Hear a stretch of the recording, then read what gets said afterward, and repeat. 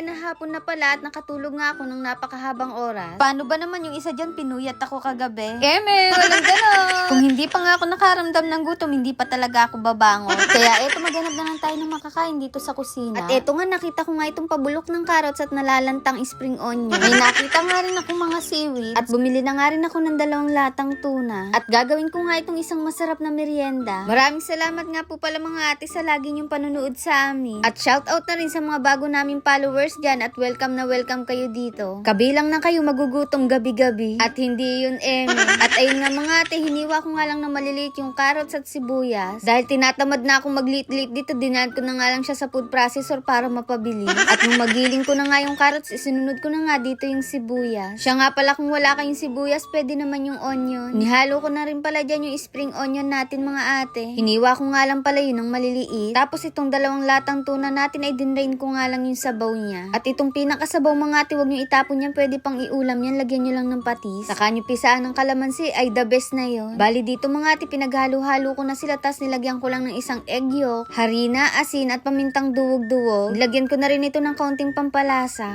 Minix-mix ko nga lang ito mga ate hanggang sa magkahalo-halo na sila. Bali ganito nga pala yung magiging itsura niyan. Ay iyan palang mga ating mixture natin na yan, ang bango na talaga habang hinahalo. Dito gagawa naman tayo ng butter, harina, itlog, asin at paminta at kaunting tubig lang yan. At dapat ganyan yung consistency niya. At binuksan ko na nga rin dito yung seaweeds natin. Pagkatapos maglalagay lang tayo dito ng small amount ng mixture. At iro-roll nga lang natin ito na para bang gumagawa tayo ng lumpia. Yung pinandikit ko dyan mga ate or yung pinanlock ko ay tubig lang. Bali ginawa ko nga lang yan ng paulit-ulit hanggang sa matutunan ko na siyang mahalin. Eme, walang ganon. Bali ganyan kadami nga pala yung nagawa natin sa 3 balot ng nori. Tapos ito mga ate, unti-unti ko na nga silang nilubog dito sa ginawa nating butter at pinaligo dito sa kumukulong mantika. Mahinang apoy lang yung gamit natin dito mga ate para hindi siya masunog. At pag ganyan na yung itsura mga ate, luto na yan, hanguin mo na rin. Baka kasi maunahan ka pa ng kapitbahay mo. At eto na nga ang ating tuna seaweed roll.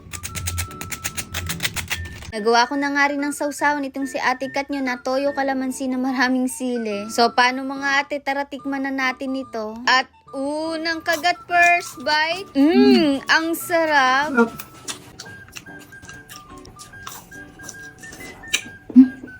Harap. Pwede siyang pang ulam.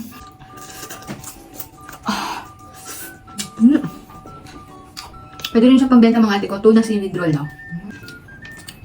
Sarap na yun. Oh. Sarap. Sarap sa kain to.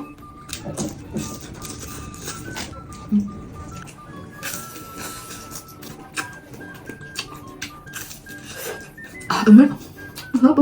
Sarap pa.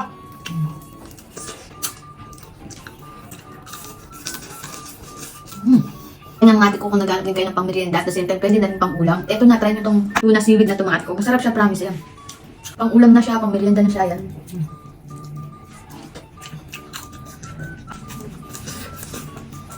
At ayun nga mga ate, nung makalamang na nga ako dito, tinawag ko na rin dito si Ate Kat. Nung una nga pinagtatawanan niya ako, ano daw ba yung lasa nito? At ayun mga ate, nung matikman ayaw ng lubayan.